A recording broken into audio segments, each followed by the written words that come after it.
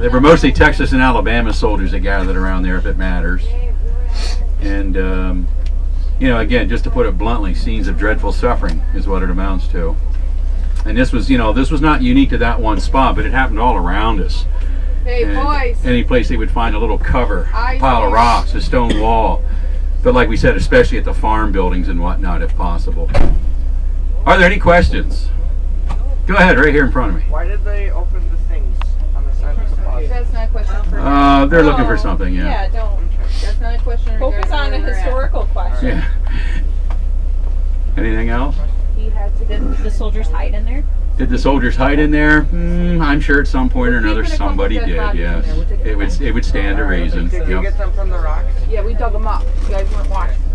Were they firing rifles, or they didn't drag any cannon? No, there was no artillery anywhere near us, but there were cannons up on Little Round Top, you know, again about 500 yards away. We don't have evidence they shot cannonballs into this area.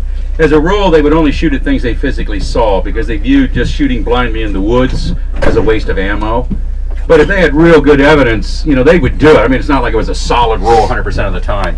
But typically, they would only shoot out across open fields where they could physically see where their, you know, shells were landing and, you know, what kind of effect they were having on the enemy, that kind of thing. But as I always tell people, I'll be perfectly honest with you, I don't know. I wasn't here. You know, who knows what might have happened? You know, who knows how many cannonballs went crashing down through these woods? We'll never have the answer, to be honest with you. Figure they had sharpshooters trying to shoot at them. Yeah, they would see a place like this, they would definitely climb up into trees, and, you know, being this close to the enemy over in Little Round Top, they would have certainly climbed trees to get a better angle, better view, if you will. Absolutely, yeah. Yep, and that was actually considered almost barbaric back then. They didn't really like snipers. Landmines were the same thing. You know, they came along in the Civil War and they thought it was barbaric. And it got to the point where they actually, you know, they did away with that. They would not use landmines. But sharpshooters was just a curse they dealt with for the whole course of the war. But it was considered unfair. How dare you do that? You know, you didn't give me a chance to shoot back. Right. And it was considered legalized murder in a sense. Which, you know, today it's normal, but, you know, there was that fine. And this actually goes back before the Civil War, too. But, yeah, there's always been this moral issue about sharpshooters and snipers. All right, I guess we're all set, young lady. We'll just go up to the top of the next hill, which is dead ahead. And this should work out pretty good.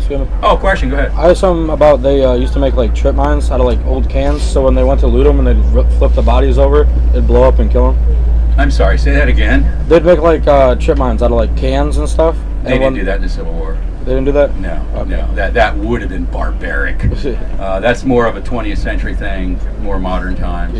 You know, it may have happened elsewhere in late 19th, but it did happen in the Civil War. No. What? For one, they didn't know how to make trip mines, for one thing. They didn't have the materials.